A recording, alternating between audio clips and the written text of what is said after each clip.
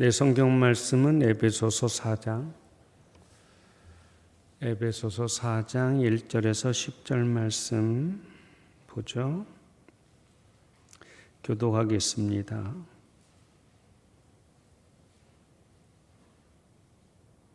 그냥 짧게 보죠. 또 다음 주에 나눌 말씀이니까 1절에서 4절 말씀까지 보죠. 그러므로 주 안에서 갇힌 내가 너희를 권하노니 너희가 부르심을 받은 일에 합당하게 행하여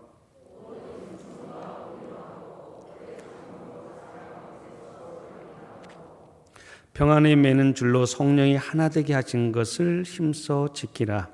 몸이 하나요 성령도 한 분이시니 이와 같이 너희가 부르심의 한 소망 안에서 부르심을 받았느니라.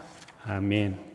이 시간 특성이 있어요. 민재평 집사님 나오셔서 찬송 불러주시겠고 반주는 이가을 자매가 해주겠습니다. 네.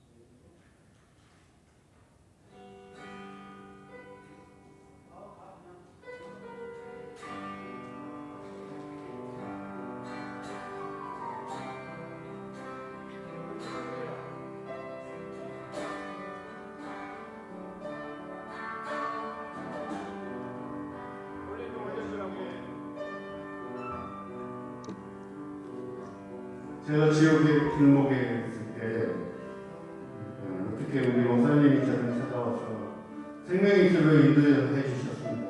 이 노래는 김대규 목사님께 제가 드리도록 하고요. 네, 이야기하지 말고요. 뻥 튀기셔가지고 하나님 앞에 제 찬양을 대신해서 올려드리겠습니다. 여기를 올려주라고 여기. 마이크.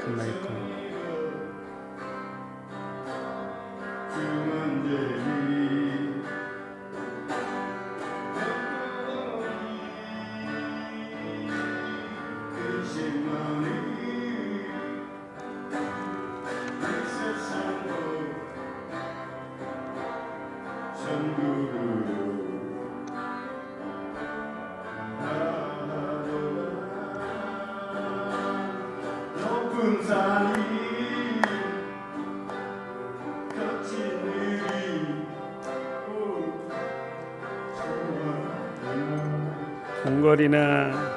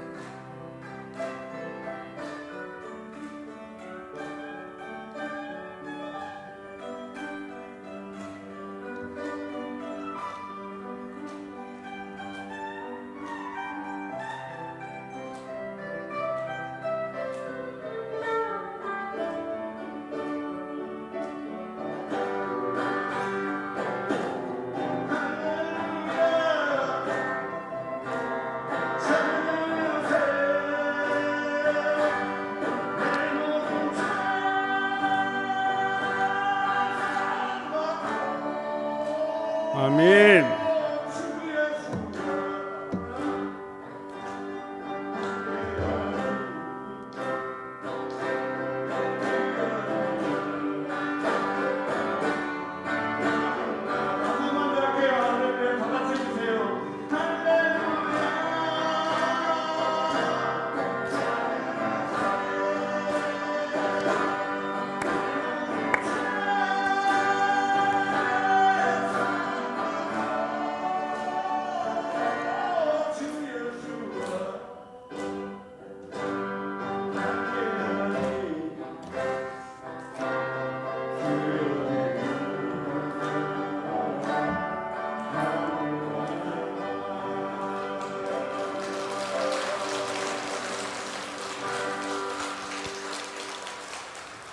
진짜 잘하셨는데 음향이 받쳐주지를 못했어요. 너무 잘했어요. 정말 잘하셨는데 어떡하지? 음향이 받쳐주지 못해가지고. 네, 기도하겠습니다. 감사해요 하나님. 찬양할 수 있는 힘을 주심에 감사하고 하나님을 바라볼 수 있는 영의 눈을 열어주심에 감사합니다. 이 시간에 우리의 길을 열어주시사 하나님 말씀이 들려지게 하여 주옵소서. 혹 저는 어눌하게 전할지라도 성령께서 감동시켜 주시사 어눌하게 전하는 이 말씀 속에도 힘있게 하시고 능력 있게 해주시고 하나님이 주시는 은혜의 풍성함을 누리게 되어지는 시간으로 성령께서 인도해 주옵소서. 예수님의 이름으로 기도합니다. 아멘. 우리 교회 기관들이 있어야 될 목적이 뭘까? 남신도들이 있어야 되고 여신도회라고 하는 것이 있어야 되고 또 때로는 권사회라고 하는 것도 있어야 되고 그런 기관들이 있어야 될 이유가 뭘까? 그 존재의 목적은 뭘까? 그것은 봉사와 선교 아니겠습니까? 그런데 봉사나 선교의 가장 중요한 기초는 교제에서부터 이루어진다고 볼 수가 있겠습니다. 다시 말씀드리면 교제를 통해서 얻어지는 그 에너지로 서로 봉사할 수 있고 헌신할 수 있고 그리고 거대한 선한 목적을 가지고 선교해 나갈 수가 있는 거죠. 그렇기 때문에 어떻게 효과적인 봉사를 할 것이냐, 어떻게 효과적인 선교를 할 것이냐, 이 물음에 대한 대답은 바로 어떤 교제를 그 기관에서 혹은 부서에서 혹은 그 팀에서 가지고 있느냐에 대해서 승패가 갈릴 거라고 저는 생각을 하거든요. 여러분, 에베소서 4장 말씀은 그리스도인들의 참된 교제의 기초가 무엇인가를 잘 보여주고 있는 말씀인 것입니다.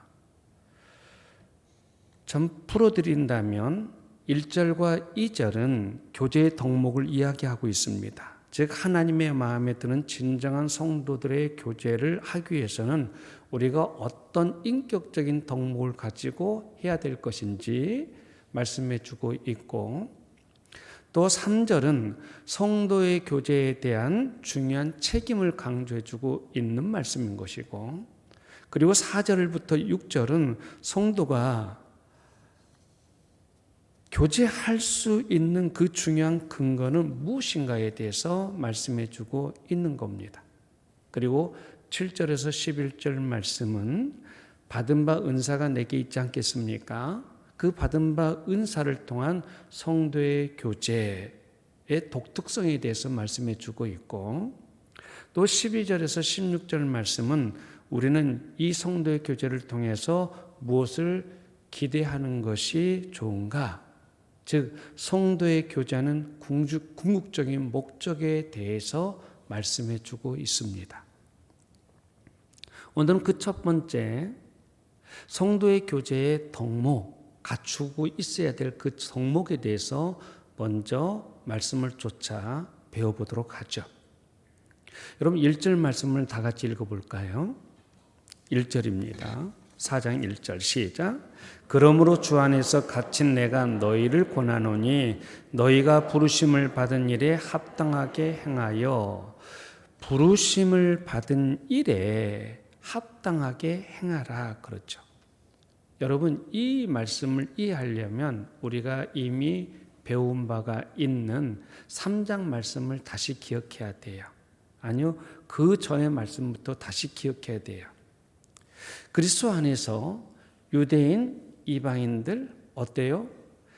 그렇게 탁 나눌 수밖에 없었던 그 벽이 무너져 버리고 이방인이든 유대인이든 다 같이 교회라고 하는 하나의 공동체에 속하게 된 그 비밀을 우리는 이미 3장 말씀을 통해서 배웠지 않습니까?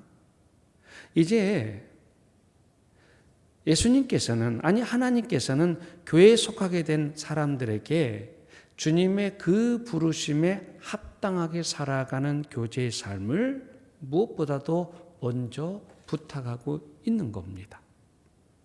그리고 다음 2절 말씀을 통해서 성도의 교제의 중요한 덕목들, 즉 이런 자질들을 가지고 있어야 적극적이고 능동적인 성도의 교제를 하게 되는 것이고 그 교제를 바르게 세우는 중대한 기여를 할 수 있다고 하는 것이 이 덕목들이다 라고 하는 것을 말씀해 주고 있는데 2절 말씀을 한번 읽어보십시다. 뭘까?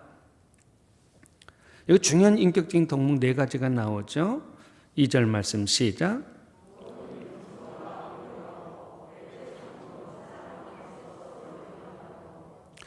네 가지. 겸손, 온유, 오래 참음, 서로 용납함.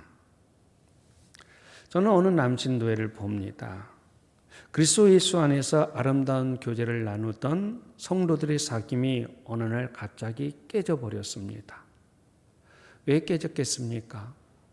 그 남친도 어느 모 남선도가 깨져버렸어요. 왜 깨졌겠습니까? 그것은 틀림없이 교제하던 사람들 가운데 어떤 사람이 온유하지 못했기 때문일 것입니다. 또 누군가가 저 사람이 혹 온유하지 못한다 할지라도 누군가가 오래 참아줬으면 괜찮을 건데 오래 참아주지 못했기 때문일 겁니다. 그래, 온유하지 못한 사람이 있고 오래 참아주지 못한 사람이 있다 할지라도 또 뭐가 없나? 서로 용납해주지 못했기 때문인 거죠. 그래서 그 남친도 깨져버린 겁니다. 지금도 아픕니다. 어떻게 하나 되게 만들 수 있을까? 근데 여전히 온유하지 못해요. 여전히 인내하지 못하고 여전히 서로 용납해주지 못하기 때문에 기도 제목으로만 저는 놔두고 있습니다. 반드시 그렇게 결과를 맺습니다. 그래서 형제의 교제를 교제답게 만들어 가는 데 있어서 그리스도인들의 인격의 덕목으로 바울이 무엇을 강조하고 있어요? 이 중요한 4가지 자질을, 덕목을 지금 강조하고 있는 겁니다. 우리는 깊이 관심을 가지고 사도 바울이 말하는 이 4가지 덕목에 대해서 하나하나 깊이 공부할 필요가 있습니다. 그 첫째가 뭐죠? 겸손입니다. 원래 성경에서 말하는 이 겸손이라고 하는 뜻은 하나님 앞에서 자신이 피조물이라는 사실을 인정하는 태도를 겸손이라고 하는 거예요. 다시 말씀드려 볼까요? 하나님 앞에서, 창조주 앞에서 나는 뭐야? 피조물이야. 이것을 인정하는 태도가 겸손입니다. 우리가 언제 겸손하지 못합니까? 그것은 우리가 피조물임을 망각할 때 겸손할 수가 없습니다. 마귀가 에덴 동산에서 처음 인간에게 찾아와서 속삭였던 메시지는 뭐였죠? 너희가 그것을 먹는 날에는 너희 눈이 밝아 하나님처럼 될 것이다 그랬죠. 하나님과 같이 될 수 있다고 하는 거였어요. 인간이, 피조물이 하나님같이 될 수 있다는 이 마귀의 속삭임 여전하죠. 오늘날에도. 물론 우리는 하나님의 성품을 닮아가야 합니다. 그러나 하나님을 닮아간다는 것과 내가 하나님이 된다고 하는 것은 다른 것입니다. 이사야나 에스겔서에 기록된 천사장의 타락을 묘사하는 장면을 보게 되어지면 이 천사장, 타락한 천사장이 이렇게 말하죠. 이사야 14장 13절 말씀 화면으로 띄울 것입니다. 한번 읽어볼래요? 시작.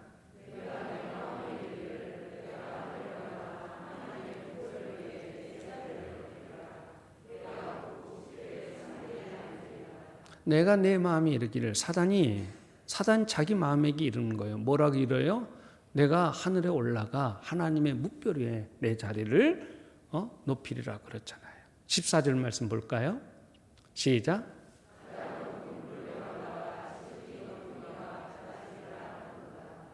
구름에 올라가 지극히 높은 이와 같아지리라. 내가 하나님처럼 될 것이야. 이것입니다. 마귀의 소망은 하나님처럼 되는 것이었습니다.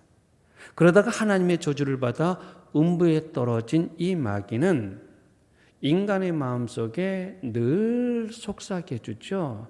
네가 하나님이야. 너도 하나님처럼 될 수 있어. 너 하나님이 돼.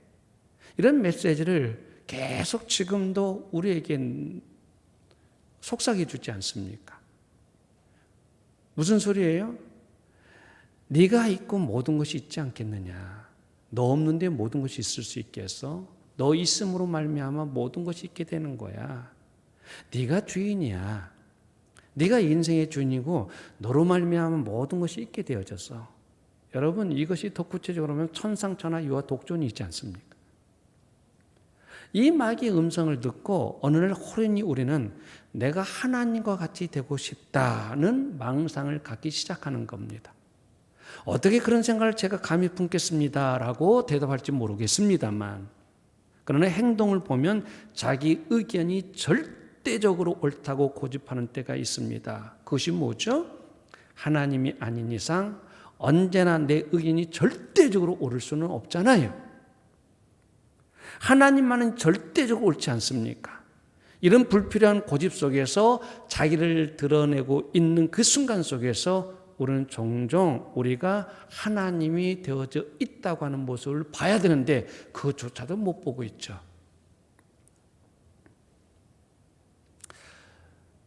누군가를 판단하고 누군가를 정죄한다고 하는 것은 참 위험한 것입니다. 이것은 누군가를 판단하고 누군가를 정죄한다고 하는 것은 하나님만이 할 수 있는 것입니다. 그런데 어느 순간 우리는 우리 자신이 다른 사람을 심판하고 판단하는 완전한 의의 보좌에 앉아서 그런 행사를 하고 있어요. 그것은 뭡니까? 자기가 피조물인 것을 잊어버린 거죠. 그래서 교만한 겁니다. 그래서 겸손하지 못하는 것입니다.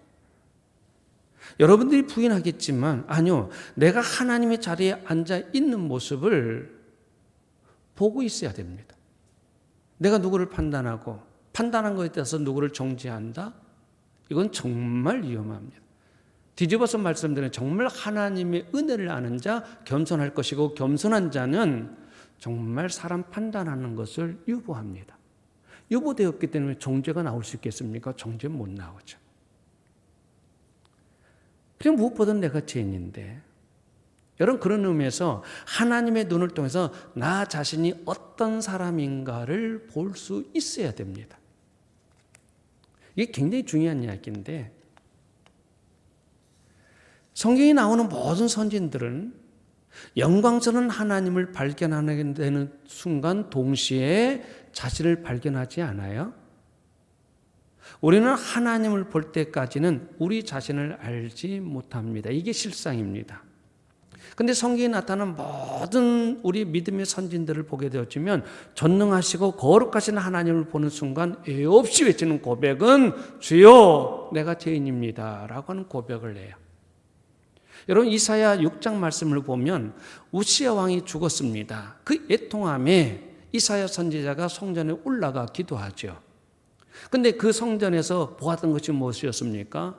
먼저는 성전에 하나님의 스랍들, 스랍 천사들이 나타나는데 거룩하다 거룩하다 거룩하다 만군의 여호와는 거룩하다 창하는 소리를 듣게 되어졌고, 그 찬양하는 광경을 본 순간 엎드려진 이사야의 고백이 뭐였습니까? 화로다 화로다 나는 망하게 되었도다. 나는 입술이 부정한 자여 나는 망하게 되었도다.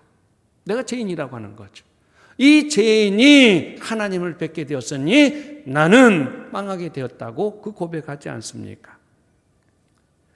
여러분, 그 갈릴리 바다에서 밤새도록 그물질을 했던 베드로, 밤새도록 그물질을 했지만 아무것도 얻지 못했습니다. 이 베드로라고 하는 어부에게 큰 사내가 나타나서 그에게 말하기를 깊은 데로 가서 그물을 내려 고기를 잡으라. 저 사람은 목수 출신이고 이 사람은 평생 갈릴리 바다에서 한평생 산 어부인데, 그런데 왜 그런지 이 어부 베드로는 그 낯선 사내의 말에 순종하지 않습니까? 말씀에 의지하여 내가 그물을 내리리이다. 고기가 굉장히 많이 잡혔습니다. 그 다음 순간 어부 이 시몬의 입에서 나온 고백은 대단히 파격적이지 않습니까? 뭐라고 그랬죠? 주여 나를 떠나소서 내가 죄인이로소이다. 그가 왜 그런 고백을 거기서 하는 것입니까? 자기 앞에 서 있는 이 낯선 사내, 사람들의 나사렛 예수라 불리워지던 목수의 아들이 아니라 바로 하나님이라는 사실을 발견하게 된 거죠. 바닷속의 고깃대의 모든 행방을 아시는 이분, 밤새도록 금질을 했던, 그러나 아무것도 낚지 못한 허탈과 좌절에 있던 나의 이름을 어찌 알고 부르며 허탈과 좌절을 희망과 삶의 에너지로 바꿔주시는 이분을 깨닫는 순간 그 자신은 죄인이라고 하는 사실을 발견하게 되어지고, 그래서 그의 고백이 뭐예요? 주여 나를 떠나소서 내가 죄인입니다. 아니요, 제가 한마디로 말씀을 드리면 진정 하나님을 본 자, 하나님을 알아가는 자, 바로 자신도 알게 되었죠요. 내가 죄인임을. 그래서 이 죄인이 누구를 판단할 수 있겠으며 이 죄인이 누구를 정죄할 수 있겠습니까? 못합니다. 그런데 남을 판단하고 내가 누구를 정죄한다고 하는 것은 하나님의 자리에 올라 앉았다고 하는 거, 바꿔서 말하면 내가 피조물인 것을 잊어버린다는 사실인 거죠. 그래서 교만한 거예요. 다시 말씀드려 볼까요? 우리는 다 실수할 수 있죠. 잘못될 수 있는. 하나님 아래서의 똑같은 피조물이라는 전제서부터 그리스도인의 교제가, 성도의 교제가 시작돼야 된다는 사실에서 그 첫 번째 덕목으로서 사도 바울은 겸손을 이야기하고 있죠. 겸손이 뭐라고요? 내가 창조주 하나님 앞에서 피조물인 것을 인정하는 그 상태를 겸손이라고 그럽니다. 두 번째 덕목이 뭡니까? 온유죠. 온유라고 하는 단어는 본래 성경적인 의미로 풀어드릴게요. 굉장한 힘을 가지고 있어요. 여러분, 온유라는 사람은 온유라고 할 때 힘이 없는 나약한 그저 착한 사람으로 생각하는데 전혀 성경에서 말하는 온유라고 하는 것은 굉장한 힘을 가지고 있어요. 근데 이 굉장한 힘을 어떤 일정한 방향을 향해서 조절되어 나타날 때의 상태를 온유라고 말하는 겁니다. 힘은 가지고 있는데 그 힘을 조절해서 다뤄지는 것, 옳은 방향으로 나가는 것을 온유라고 그러는 겁니다. 언제나 폭발할 수 있는 큰 힘을 가진 커다란 코끼리나 야생맥 같은 이 짐승들을 잡아서 길들여 놓으니까 어떤 일이 일어나는 거죠? 농사 짓는데 수월하네. 그럴 뿐만 아니라 내가 올바른 일에 그 코끼리의 큰 힘을, 야생마의 그 힘을 제대로 사용할 때 뭐라 그래요? 온유해졌다. 이렇게 표현하는 겁니다. 바울은 성도의 교제를 위한 덕목으로 이 온유함을 강조합니다. 온유하지 못하다고 하는 것은 폭발한다고 하는 것을 의미하는 거죠. 즉 우리 자신을 조절할 수 있는 힘이 없을 때 우리는 폭발하게 되어지는 것이고 결국 어떻게 되겠어요? 성도의 교제가 깨지는 거죠. 저는 그것을 한 남신도를 본 거예요. 예수님께서 산상수훈에서 어떤 사람이 복이 있다고 했습니까? 네, 온유한 자가 복이 있나니 저희가 땅을 기업으로 얻을 것이니라 그랬어요. 받을 것이라 그랬죠. 가령 여러분이 누군가에게 일감을 맡기려 할 때 그 일감을 맡기기에 제일 피하고 싶은 사람이 누구겠습니까? 안정성이 없는 사람, 잘 폭발하고 언제 변할지 모르는 사람, 보기만 해도 이태이태하네. 그렇게 불안한 사람에게 일거리를 맡기겠습니까? 주었던 일도 뺏을 수밖에 없겠죠. 예수님께서는 당신의 영광스러운 기업을 온유한 사람에게 맡기는 겁니다. 우리는 하나님께 복종함으로써 비로소 이 온유함이라고 하는 인격적인 그리스도인의 자질을 형성해 나가기 시작한 겁니다. 온유함이야말로 그리스도인들의 교제에 있어서 얼마나 중요한 자질인지 아시겠습니까? 이제 그 겸손 또 하나 온유함을 말씀을 드렸는데 이 두 가지 덕목을 모두 갖춘 대표적인 인물을 꼽으란다면 역시나 우리 예수님이실 것입니다. 주님께서도 말씀하셨죠. 네, 마태복음 11장 29절에 나는 마음이 온유하고 겸손하니 내게 와서 배우라 그랬잖아요. 결국 그리스도인의 교제의 기초가 되는 이런 인격적인 덕목들을 갖춘 사람이 된다고 하는 것은 누구를 닮아가는 것이겠습니까? 네, 예수 그리스도를 닮아가는 것입니다. 자, 세 번째는 뭐죠? 오래 참음입니다. 이것 또한 예수 그리스도의 특성 가운데 하나입니다. 여러분 베드로후서 3장 9절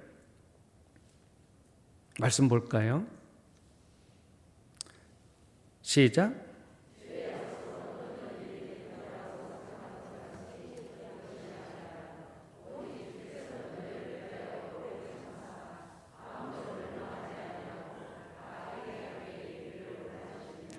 주님은 주님을 믿지 않는 유대인들을 위해 오래 참으셨죠. 아니요. 주님은 여러분과 저를 위해서 오래 참으셨기 때문에 지금 우리가 이 엄청난 축복을, 구원의 축복을 누리고 있는 것 아니겠습니까? 주님은 이렇게 오래 참으시는 분이십니다. 주님이 우리를 향해 일체 오래 참음의 모범을 보이셨던 것처럼 우리 또한 오래 참음의 덕을 마땅히 끼쳐가야 되는 것입니다. 바울이 디모데전서 1장에서 바로 그런 고백을 합니다. 1장 16절 말씀에 예수 그리스도께서 내게 먼저 일체 오래 참으심을 보이사 후에 주를 믿어 영생 얻는 자들에게 본이 되게 하려 하십니다. 내가 왜 오래 참으셨어요? 결국 주님이 오래 참은 내가 예수를 믿게 되어졌고 예수를 믿게 된 나에게 그 오래 참음을 본을 보여주시고자 하는 것이고 내가 그것을 받아 나 또한 오래 참음의 본을 다른 이들에게 보여줘야 된다는 거죠. 네 번째 덕목이 뭡니까? 사랑으로 서로 용납하는 것. 서로 용납한다고 하는 것은 상대방을 자기에게 맞춰 바꾸는 의도가 없이 있는 그대로 받아들인다고 하는 것입니다. 부부 생활에 있어서 관계가 어려워지는 원인 중에 하나는 상대방을 자꾸만 자기에게 맞춰 변화시키려는 데 있다 하지 않습니까?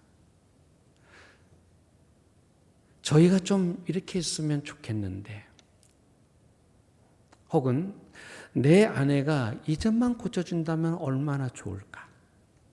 그렇게 바라는 대로 변화가 되면 참 좋겠는데 그렇게 되지 않으니 얼마나 속상해요? 결국 누구만 속상해지는 것입니까? 나만 속상해지는 거죠. 자꾸 실망만 하게 되어지고 그것이 반복되다 보니까 좌절감만 깊어지는 것입니다.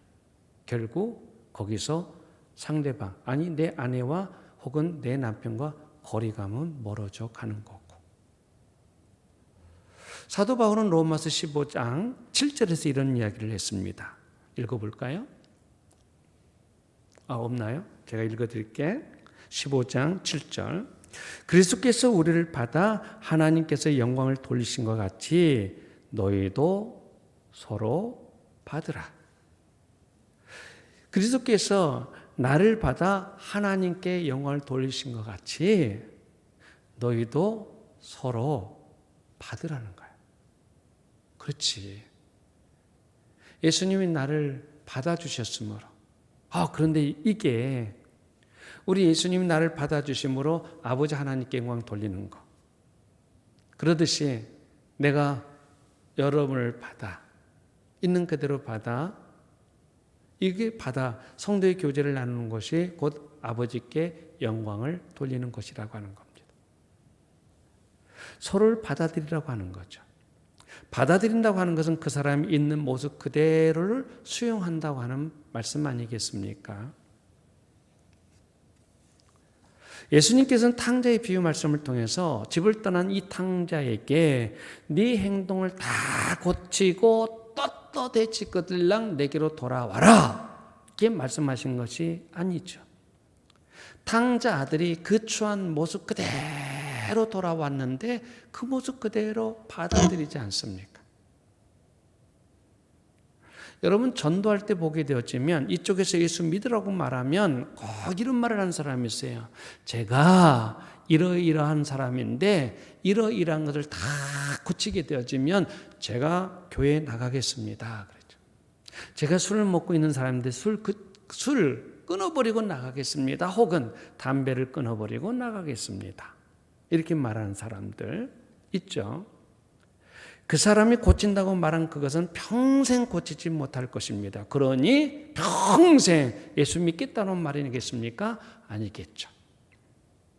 우리가 있는 모습 그대로 나올 때 주님께서 우리를 받아주시는 것입니다. 변화는 그 다음에 일어나는 것이고, 여러분, 성도의 교제에 있어서 하나님께서 그 사람에게 주신 모든 것을 그대로 인정하며 그대로 받아들인다고 하는 것을 인지하고 인정한다고 하는 것은 그래서 얼마나 중요한 일인지 모릅니다. 우리가 긋는 그대로 받아들이기만 해도 그 성도의 교제, 남친도든 여친도든 그 해는 계속해서 모임이 될 것이고 따뜻할 것이고 번성이 일어날 것입니다. 근데 우리가 용납이 안 되는 거죠. 교만하니까 용납이 안 됩니다. 이미 내가 판단이 섰는데, 내가 저 사람 정죄할 것이 많은데 그게 용납이 안 됐죠. 그러니까 그 해는 모이면 다투고 모이면 시기 질투가 많고 모였다 하면 서로 마음이 불편하니 안 가는 것이 좋다. 그래서 포기되어지는 거죠. 야고보서 말씀을 보면 성도의 교제를 나누는 데 있어 혀에 대한 조심을 하라는 말씀이 나오죠. 그러면서 하나님의 형상대로 지음받은 형제를 향해서 함부로 말을 할 수가 있느냐, 이 책망의 말씀이 따라오고 있어요. 우리 인간관계에 있어서 상대방을 정중하게, 기중하게, 인격적으로 그대로 받아들여야 될 이유를 말씀하고 있죠. 뭡니까? 하나님의 형상대로 지음을 받은 사람이기 때문에 그 사람을 용납할 것이고 있는 그대로 받아들여야 된다고 하는 것이죠.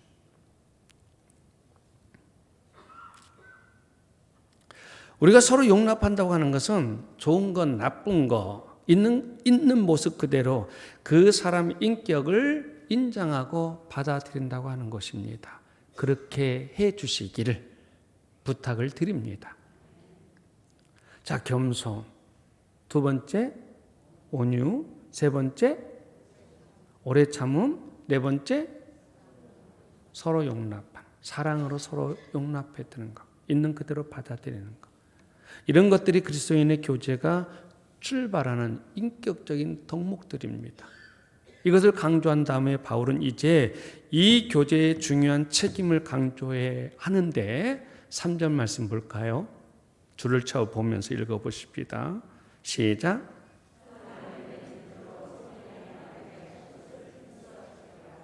줄치세에 성령이 하나 되게 하신 것을 그랬죠. 우리는 보통 기도할 때 이런 기도하지 않습니까? 주여 우리를 하나 되게 해 주시옵소서. 그렇죠? 그러나 이 3절 말씀을 잘 보세요. 이미 우리를 하나 되게 하셨음을 알 수 있지 않습니까? 하나 되게 하신 것을 그랬잖아요. 진정한 그리스도인들은 이미 그리스도 안에서 하나가 되어 있다는 사실을 알고 있어야 되고, 그렇게 알고 있는 것을 전제해서 힘써 지키라 그랬잖아요. 성령이 하나 되게 하신 것을 그랬어요. 저와 여러분을 하나 되게 하신 것은 성령께서 하신 것이에요. 우리는 성령의 역사로 거듭나 하나님의 자녀가 되지 않았어요?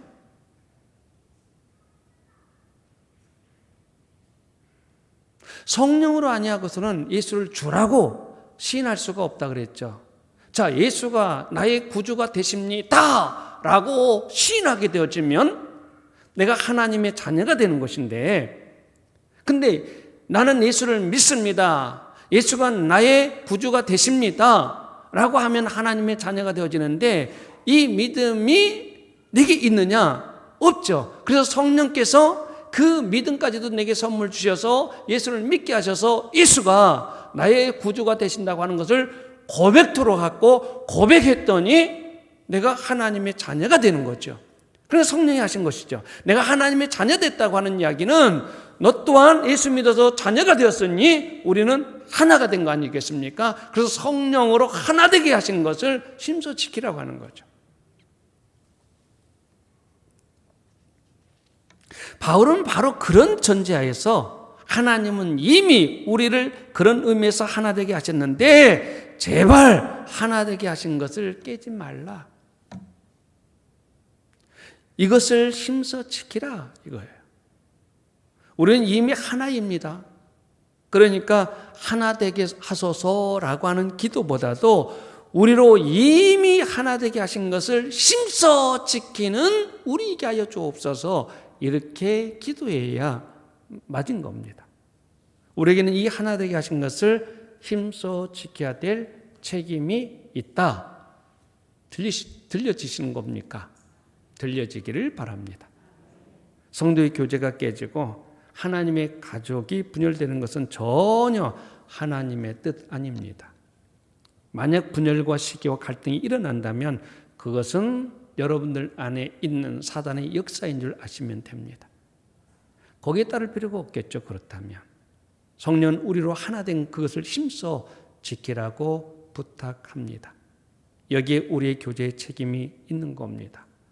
우리 한 사람 한 사람이 성도의 교제를 더 윤택하고 풍요하고 영광스럽게 또한 달콤하게 만들 책임이 있다고 하는 사실을 인정하고 주여 나를 하나 되게 하시는, 아니 하나 되게 하신 것을 힘써 지켜가는 도구로 삼아 주옵소서. 기도하시기를 바랍니다. 아버지 하나님 감사합니다. 1절 말씀에 내가 너희를 권한다. 너희가 부르심을 받은 일에 합당하게 행하라. 성도의 교제일 것인데 우리를 하나님의 교회 삼아 주셨는데, 이 교회 하나 되게 하셨는데, 이 교회 하나 되게 하는 거 겸손과 온유하고 오래 참음으로 사랑 가운데 서로 용납해 갈 때에 이 평안에 매는 줄로 하나 되게 하신 것을 힘써 지켜갈 줄 믿습니다. 주님, 이 아름다운 덕목이 우리에게 있게 하여 주옵소서. 겸손하게 해주시고 온유하게 해주시고 그리고 참고 인내하게 해주시고 서로 용납하는 우리 주님의 성품을 가진 우리 또한 되어지게 하여 주옵소서. 예수님의 이름으로 기도합니다. 아멘. 아버지 하나님, 이 시간